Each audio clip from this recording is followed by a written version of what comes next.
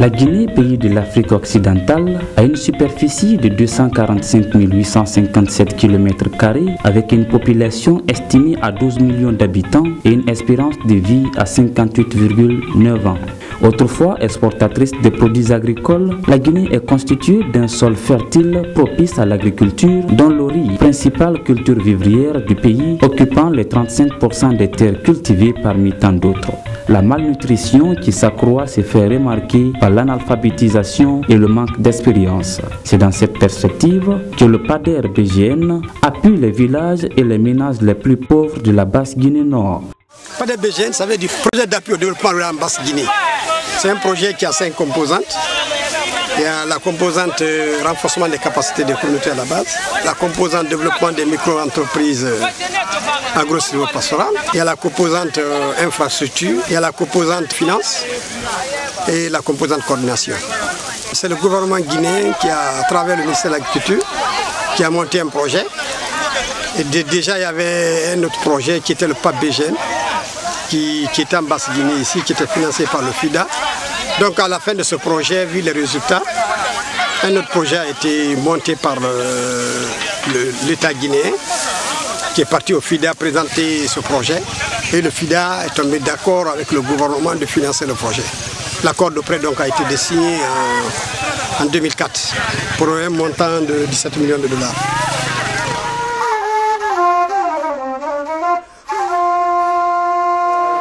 En fait de la composante, c'était vraiment de suivre et de coordonner l'accès équitable des femmes et des jeunes aux opportunités offertes par le projet, mais également la promotion d'organisations socio-professionnelles viables de femmes et de jeunes. Donc pour y arriver, le projet a mené des actions importantes qui sont vraiment l'organisation et le renforcement des capacités du groupe CIR par l'appui diagnostic participatif communautaire, l'appui à l'évaluation participative des besoins, à l'élaboration des dossiers de micro-projets, afin de permettre aux populations de devenir des acteurs de leur développement et mettre de l'œuvre des investissements mis en œuvre. Donc également, en plus des actions d'organisation et de renforcement des capacités, il y a eu des actions d'information, de sensibilisation, d'organisation, de structuration et de formation des organisations de base en fonction des orientations des micro-projets agro-silvopastoraux. Il y a eu également l'animation d'un processus participatif de recherche, de valorisation des savoir-faire paysans, qui est la recherche-action. Donc ça a permis vraiment aux producteurs de choisir eux-mêmes leurs propres semences, les semences qu'ils veulent à partir de leurs propres critères. Donc par exemple cette recherche-action, on a contractualisé avec l'IRAG qui a mis en place des parcelles de sélection variétale pour permettre aux producteurs semenciers vraiment de choisir eux-mêmes à partir de leurs propres critères les semences qu'ils voulaient. Et ces semences ont été à la suite commandées à la recherche pour large diffusion. Et donc également, en plus de la recherche-action et des autres activités, il y a eu également l'animation d'un processus de capitalisation des acquis et de gestion des savoirs en vue d'accroître la visibilité du projet. Mes attributions sont les suivantes. 1, c'est de faire le diagnostic participatif communautaire, à l'issue desquels on essaie de ressortir toutes les contraintes ici de la communauté. Après, ici, priorisation ici des contraintes, on va évaluer les besoins ici de ces paysans. C'est à l'issue de ça, ils vont nous identifier les porteurs de micro-projets. Ensemble, nous élaborons ici leurs micro-projets avec eux et nous les accompagnons dans la mise en œuvre ici de ces activités sur le terrain. Et en dernière position, nous faisons ce qu'on appelle suivi et évaluation ici de ces activités sur le terrain. Le PADER-BGN évolue dans 5 préfectures de la Basse-Guinée Nord, Dibireka où se trouve son siège, Bofa, Freya, Boké et Télimélé. Et dans 33 communes rurales et communes urbaines de cette préfecture. Mais avec l'évolution, vu les résultats et la collaboration avec la Fédération des organisations paysannes de la Basse-Guinée, on a été obligé de prendre une partie du sud de la Guinée. Je parle essentiellement de Koba, où les producteurs semenciers sont en grand nombre, de Tunifili, de Dibireka Centre, où on évolue actuellement aussi. Située à 18 km de la ville de Fria, Badjini est une sous-préfecture couvrant une superficie de 705 km² avec 17 habitants par kilomètre carré. Elle est limitée à l'est par la sous-préfecture de Sogolon, à l'ouest par la commune urbaine de Fria, au nord par la sous-préfecture de Badjini et au sud par la sous-préfecture de Tondon. Avec une population de 16 374 habitants, dont 10 271 femmes, les habitants sont en majorité Soussou et Peul et les activités reposent principalement sur l'agriculture, l'élevage, la pêche et le petit commerce.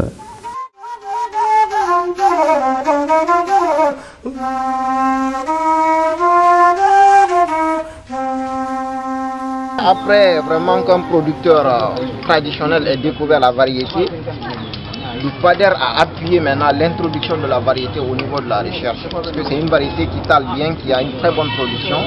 Le PADER a envoyé la variété à la recherche. La recherche a multiplié la sémence de base et donné aux producteurs qui ont démultiplié maintenant la production. Donc c'est une variété découverte de façon assez hasardeuse, mais qui a été diffusée par l'appui du projet.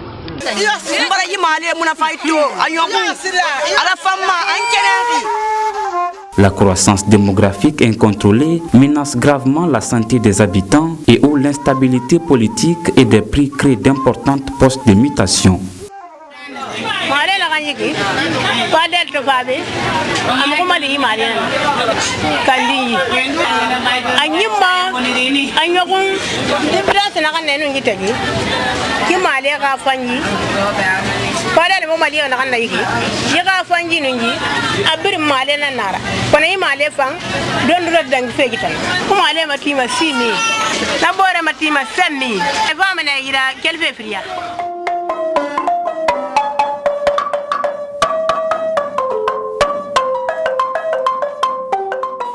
Mali ba kere sodo tunde mona sa tum manana ngui tunde yo mona nakana masadi ken sa mon ba kere sodo mona masadi han samba ya sa nani ba singeta na mon kere marsa tun yege fem fe ne toro mane ye ba fa ne toro mane ina mali ba kere be na ga sa tun de ba ye na kambani ba ye na kan fe nekbu te turi han te me ne ya no ma foro dala fe be ne sodo ma ye man no ma yonde fati ani ma ye ikon so ma ga no ma yege fe ndi adunya re man ye ba me gilere ta na toro yo mona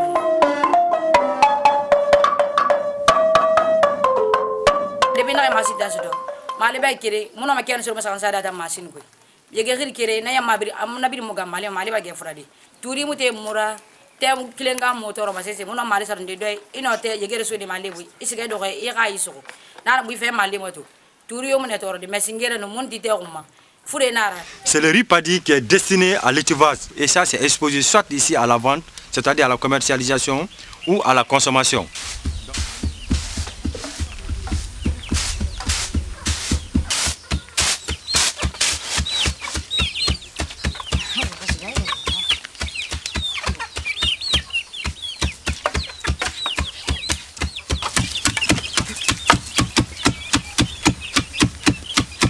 Moni sedi maigi motoro mane hali wuli nyingbo hali wuli munana wuli sakana na ta kirengu ina ndo mando de mali do hay bore sege maler na ifi aga mali to ya sa wuli ngina tangali no bande ne kuriso mo koena na kire afriende ini sedi mai bala ku yugona mane ifate ku yugona mane yan sa ko re muno makida fayda ali mai tagi yugona mane ya ma ko mena ngol yuda badi alu ha karandi nan tan sa fe ko gesege nanga ida no digina kire nan fo muno ma ngati de ngara ana wol fe ngaki la ko man sa ko alon to ma kara ngomma fo na ma fo fa barka fe mbangay nu keli ben nga sedi nga na ma ko nga febre na bana nga se ko so marita na ben nga so nu se ko na ler mohammed no mo mo de bien ngama lo ni muno ma ko dina yari kiyam fana ali machine ma li nan tan problem bi ma ko be muté ma fanyira ina ma li fratu ya kana sa machine ko yadi e to ngoy no ko di to ngodi fara bangay mais gita nga fe ko wali begbe na mo ba to man to li begbe na ga fe ini yan seda begbe no ma fura di hamu dara na ke fati ko ni ko na machine da ga na fa se machine da ga mu grama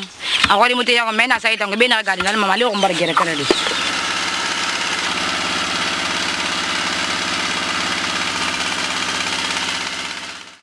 mon be monaka khairai to nakam patang be pader rabijan naka tafuni ke kulla anun takamore anun tagine ina mu ma koring montoli nakanna mo kata ndé na la ko fe fala ndé na sansi fe fala ma le sansi bon ndé na tera nga fe fala ndé na machine ka fe fala ena mo machine fe tan ko mo no pader bo on so to ngaki ileri tam machine be tan mi muno mama le dinde de la khera aka mo fa singi nan leki ntambe kama be anu mo ka gine hesa kil walde itagangi ena fa hamal khari ne ya kharafi nam ban se toroma ma dim fe tam muy toroma aka mo fa frinde yi machine te do be 2009 ma le na randing na 2009 na siga ne han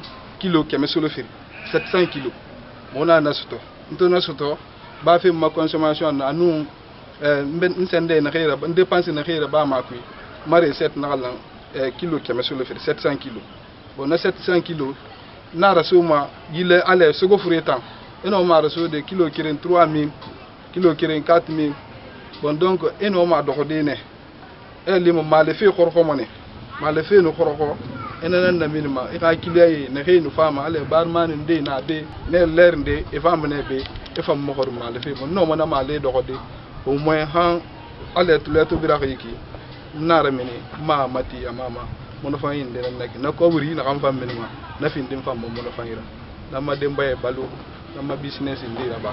Si le riz n'est pas bien séché, ça a des conséquences au niveau non seulement du décortiquage et sur la valeur ajoutée. Ici là, le riz est bien décortiqué, ce qui prouve cela, parce que vous voyez, le riz n'est pas découpé.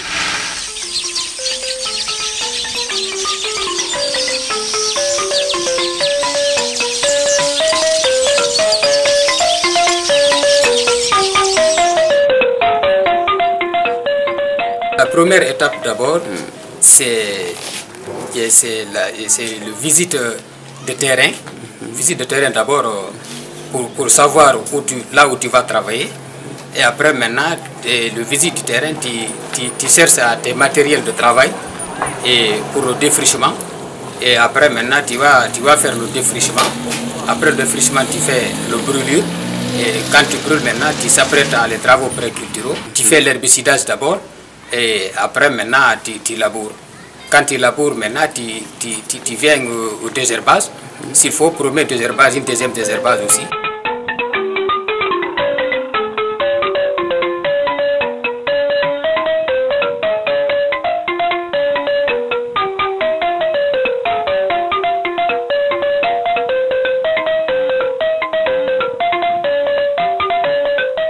Avant moi je faisais mon champ. Par exemple, si j'ai deux variétés, je les colle. Hein. Bon, je mets ici. Bon, c'est-à-dire que je ne faisais pas la différence. Et souvent, quand j'allais me retrouver, moi, des récoltes de variétés mélangées. Donc, on m'a donné une expérience. Quand tu fais de variétés séparées, donc il faut faire les distances de 2 à 3 mètres pour éviter le mélange de variétés, quoi. Donc, ils nous ont montré cette technique aussi. Par exemple, si tu as fait ton champ ici, il ne faut pas que quelqu'un d'autre vienne mettre son champ et en haut sur la colline, quoi. Sinon, parce que quand la pluie tombe là, toujours ça va encore faire mélanger les variétés. Kuminoma, c'est gardé à dormir fugera à ton gardien de bord fugem. Donc on y cabe ici nanama. Hali singe baraminai. Anu jitan sansi mara jitan sansi nara.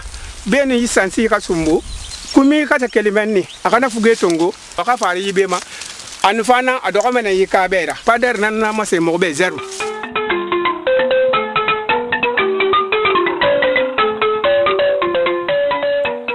Kandingina na walma. Singera no malira walma mais mun sansire kata kikolo. Donc ko le ni soumay bon dalze on wurinde na ne fa ni soumay.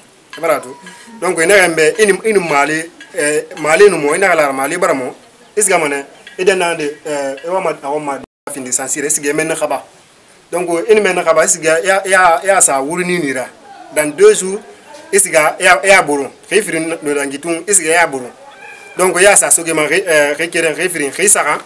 Ali mana abara gera ramodi après ina buru nakson ya isga ebeki tongo par exemple forêt ndenana di suka forêt quoi ya ti beki kankera donc ya sana kui ou bien beki yale muna na rango mana ki dal se muno mana rambundi raswama donc ya sana kui mais ali mabara kana fa indira mais na vraiment sama ire biri ngadi tol bangé ino masiga de ya sa par exemple hali kinki soron de munana e bayi rebaka ya sana kona men ino mane soit briki mul briki e kere ndo men e urinde sana kankira ino male sa de men fari nata sa si muno kone muno masudama. La sous-composante production et diffusion de semences améliorées est une sous-composante pour appuyer les communautés rurales compte tenu des difficultés que les gens rencontrent au moment des semailles pour l'obtention de semences. On a jugé nécessaire de créer un processus de proximité pour pouvoir produire sur place la semence améliorée et la diffuser à travers ce réseau aux autres producteurs de riz, par exemple. Tout le long de la vie du projet, nous avons développé cette activité au niveau principalement du riz, qui constitue la principale culture de la zone d'intervention du projet.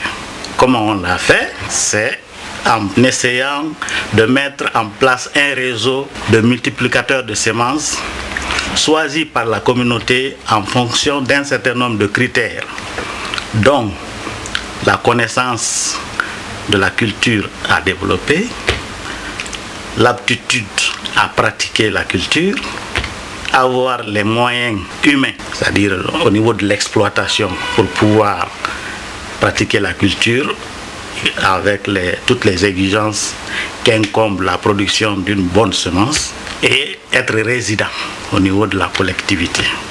Donc voilà les critères qui ont prévalu au choix par les communautés de ces paysans multiplicateurs.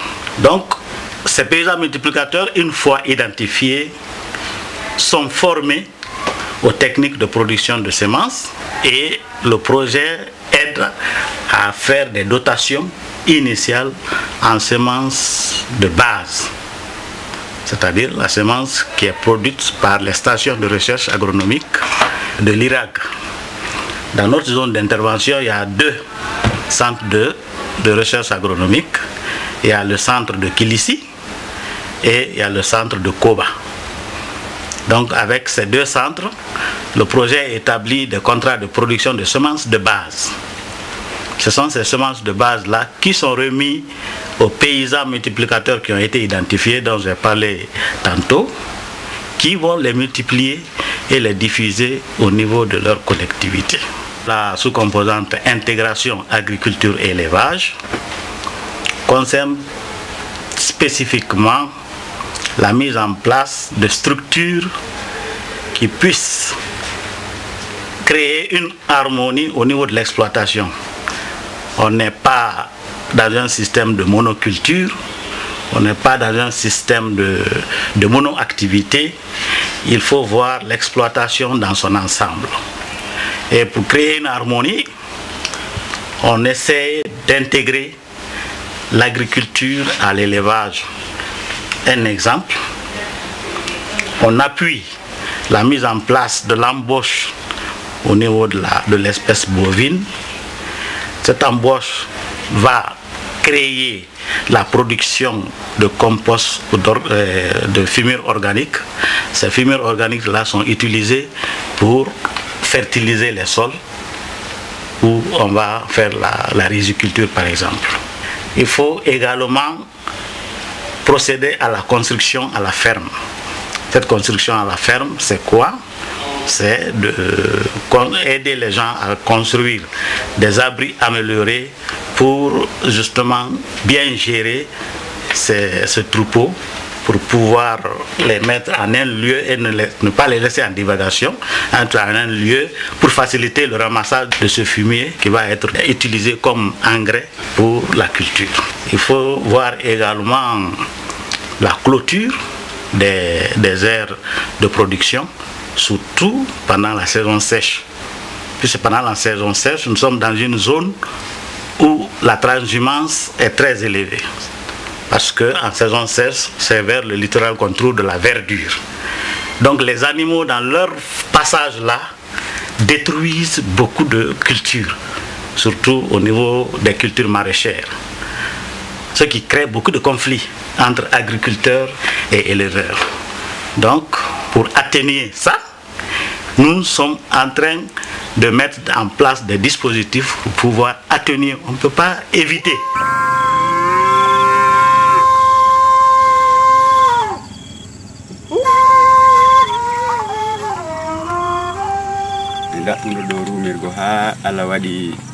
biro conflit on walli men men hebi do kamen ruma nan gila men ari do meden ayno dinay amen di yidi e mom men ala e bonnude men ala problème hakuna men e remo men hay pus donc plan mo pader hollium men tay dum no nafi men modja no walli men modja. On peut atténuer par la mise en place des cultures, des clôtures,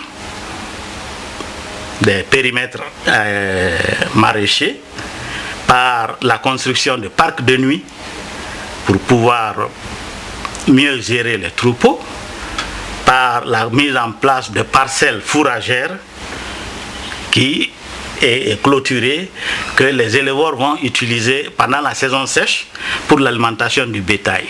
La troisième sous-composante, c'est l'aménagement et la mise en valeur des bas-fonds. Nous sommes dans une zone où le système de culture le plus développé est le système de culture sur coteaux, accompagné de brûlis et toutes les conséquences de ce système. Il faut brûler chaque année, se déplacer, faire le nomadisme agricole pour éviter ce déplacement-là et les conséquences qu'il y a sur les lignes, les feux de brousse et d'autres qui s'ensuivent. On a essayé d'aménager un certain nombre de bas-fonds, en tout cas dans les zones où le potentiel existe, pour que les gens descendent dans des bas-fonds pour essayer de les sédentariser, pour essayer de les mettre, en tout cas, soit sous forme de groupement ou sous forme individuelle, pour pouvoir travailler dans ces bas-fonds. Et l'objectif de ces aménagements, c'est pour avoir au moins 2 cultures par an. Au lieu de cultiver chaque année la seule production de riz ou de maïs ne suffit pas pour assurer une sécurité alimentaire. Donc il faut diversifier les cultures.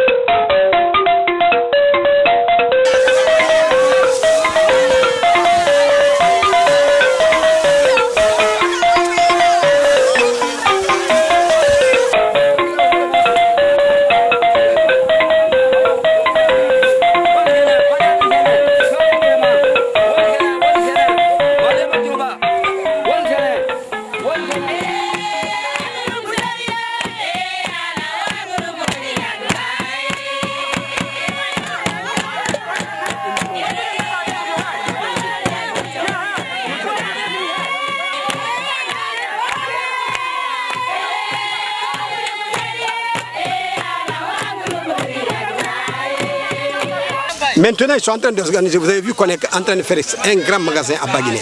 On est en train de faire 5 comme ça. Ça, c'est pour qu'ils puissent le mettre là-dedans. Et ils sont en lien avec la Fédération des OP de la Basse-Côte, qui a un centre semencier à Koba. Donc, à travers ça, ils vont s'organiser pour la commercialisation. Mon frère est au ça dans mon arama. Ouais, ça tourne à oui. Woto Langri. Ba ona coopérative me kere mara ya mana malama afine coopérative onga Jibril Bangura tanto naga na vanga mera onga na vantantu nana finir fidara nana finir ministère de l'agriculture o manga ma seibe if I wali follow on erga muyong follow on muyong yidwa muna radang bas guiné gratuit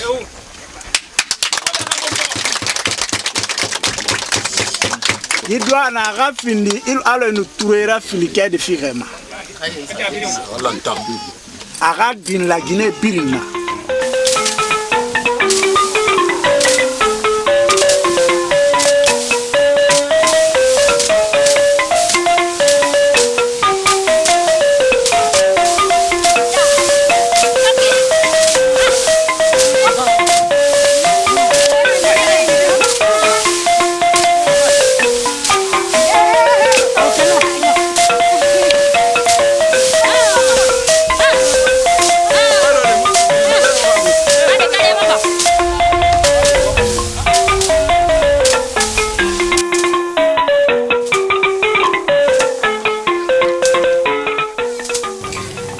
battage, avant-dernière étape de la riziculture, est un véritable gymnastique.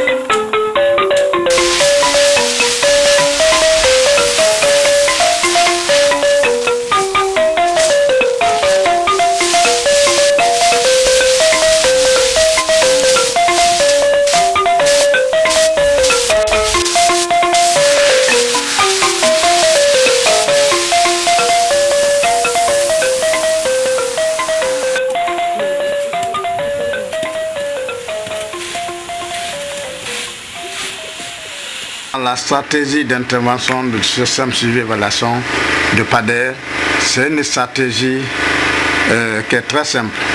Ça va de la base au sommet et du sommet à la base. Nous travaillons avec des partenaires, des opérateurs sur le terrain. Au niveau, à 3 niveaux. Il y a l'opérateur APEC qui travaille dans les CRD de Télémilé et l'opérateur BECA travaille dans les 4 autres préfectures. Et plus l'opérateur CAFODEC. Donc avec eux, on les envoie ces fiches, on les forme d'abord, comment les remplir, avec leurs conseillers. Les conseillers partent au niveau des CR, là où se réalisent des activités, ils relèvent ces informations, ils font remonter le second niveau au niveau de leur base. Après, ceux-ci analysent ces données avant de nous faire parvenir. Quand les données parviennent au niveau de l'ICP, nous, service d'évaluation, nous analysons les données, on partage avec les chefs de composantes ces données qui sont parvenues de nos opérateurs. Après analyse, on les compile pour les mettre dans les rapports et nous faisons partager ces rapports dans les réunions trimestrielles et dans les formations et dans les missions de terrain avec nos partenaires, que ce soit l'OPP, que ce soit les bénéficiaires. Vous partez dans n'importe quel CRD, vous trouverez nos représentants, vous trouverez nos bénéficiaires, ils sont au courant non seulement comment évolue l'activité, mais aussi ils évaluent. Donc c'est ce qui nous remonte et c'est ce qu'on met dans le rapport. Les conditions de contrat, c'est de respecter structurellement ce qui est écrit dans le document. On ne va pas de midi à 14h, on ne dicte pas dans le document d'appel d'offres, que ce soit un DAO, que ce soit des TDR simples, on suit ça minutieusement. On ne change rien, mais il faut que les contractants respectent. S'ils respectent, il n'y a aucun problème. Et l'UCP est informée à temps, non seulement par nos animateurs de terrain, mais aussi par le suivi, pour que si un élément n'est pas, qui est dans le document de contractation n'est pas respecté, soit corrigé automatiquement. On n'attend pas la fin de l'activité.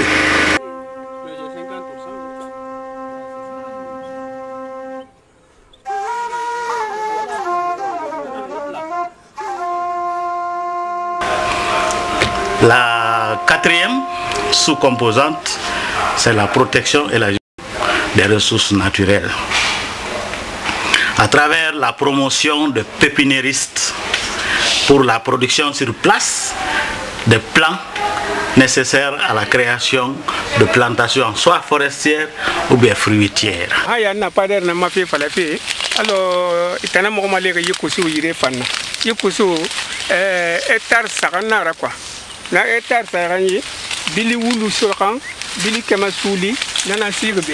Nous sommes dans une zone où on a trouvé que la culture de l'anacarde est développée et ça constitue une source de revenus importante pour les planteurs, parce que chaque année c'est des camions et des camions qui exportent les noix de casou vers la Guinée-Bissau et autres contrées. Donc on a essayé d'aider les gens à créer des plantations fruitières et aussi des plantations forestières pour pouvoir améliorer la couverture végétale. Parce qu'il y a certaines zones où, par exemple la zone de Fria, vous avez pu constater, ils ont fini de couper tout. Pour faire quoi? Pour faire du charbon.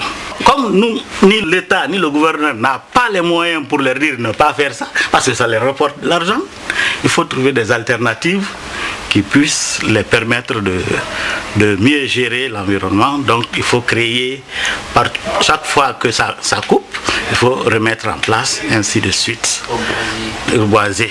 Et toujours dans ce même cadre-là, nous avons essayé d'introduire une technique améliorée de production de charbon par la mise en place de meules métalliques. C'est-à-dire c'est des équipements qui permettent de produire beaucoup plus de charbon avec peu de bois. À titre d'exemple, 1 mètre cube coupé traditionnellement donne environ 12 sacs de charbon, 1 mètre cube de bois. Mais avec les meules, 1 mètre cube peut donner 60 sacs de charbon et du bon charbon. Donc avec l'introduction de cette technique, à la longue, on peut atténuer la pression sur les lignes de la part des charbonniers. On a essayé de les organiser aussi en groupement de charbonniers pour justement l'utilisation rationnelle de ces équipements-là. Le faire du PADER BGN ne se limite pas qu'à la riziculture. Il appuie aussi quelques activités comme la boulangerie, la forge, la coiffure, la couture, la saponification, le potager.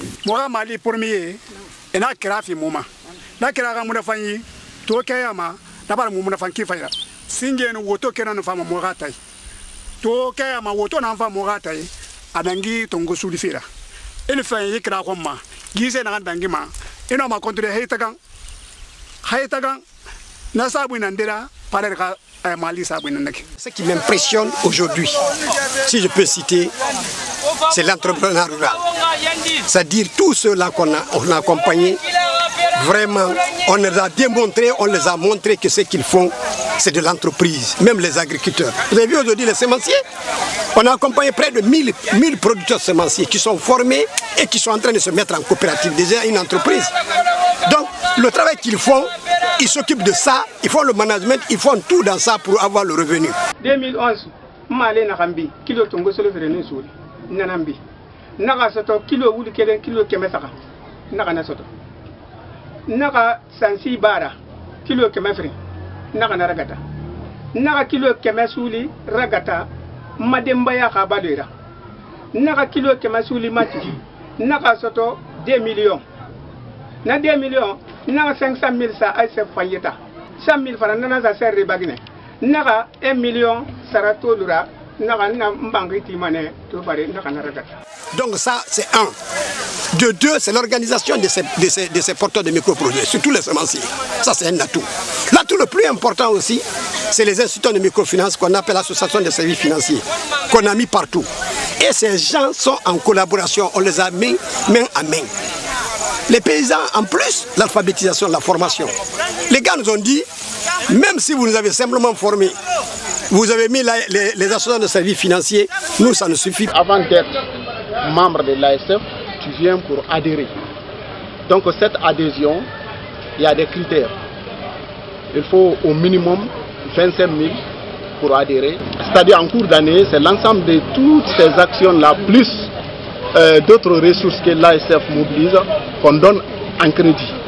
Et les intérêts générés par ces crédits, à travers le calcul des dividendes, c'est ce qu'on partage sur les actions et on met une partie en réserve pour la pérennisation de l'ASF. Donc, à part des actions, il y a d'autres comptes aussi qui sont à l'ASF, comme le compte épargne à vue et le compte BAT, c'est-à-dire dépôt à terme. L'ASF a un coffre-fort bien sécurisé qui a été subventionné par le projet. Donc on a ce coffre-fort pour garder le fonds des actionnaires. Ça c'est en épargne. Donc l'épargne là, une fois que l'actionnaire vient épargner son argent, maintenant là, il n'a pas de quota à payer comme les autres banques. Maintenant il y a dépôt à terme aussi. Le dépôt à terme, ça c'est un compte qui existe aussi à l'ASF, qui, quand par exemple un actionnaire a un gros montant à la maison mais ça ne travaille pas, au lieu qu'il qu'ils déposent là-bas ou bien qu'ils viennent mettre ça en épargne dont ça ne produit rien, ils peuvent venir aussi contracter avec l'ASF. Maintenant, quand ils contractent avec l'ASF, soit pour 3 mois, 6 mois ou 1 an, maintenant il y a un pourcentage. On va discuter ces pourcentages, mais chez nous au maximum c'est 10% l'an. En dehors de ça, les actionnaires ont droit aussi à demander les crédits. Donc les crédits aussi, il y a des procédures à suivre. Ils doivent d'abord passer par l'agent de crédit pour faire une demande. On a des dossiers où on enregistre son nom et ses besoins plus le montant qu'il veut. C'est-à-dire le type de crédit surtout qu'il veut. Bon, on organise aussi l'assemblée générale ordinaire en fin d'année. C'est-à-dire quand l'année finit, on finit le calcul des dividendes. C'est-à-dire l'intérêt est partagé sur les actions, pas tous les intérêts. Les 70% des intérêts sont partagés sur les actions. On appelle tous les actionnaires, ils viennent. Maintenant, on présente le résultat, on présente les difficultés. Après, ensemble, dans l'Assemblée, on prend aussi des décisions. Si le bureau est à renouveler, on renouvelle le bureau. Aujourd'hui, on peut monter des micro-projets, on peut monter des projets. On prend des prêts, on exécute et on sait gérer. Donc ça, c'est très important.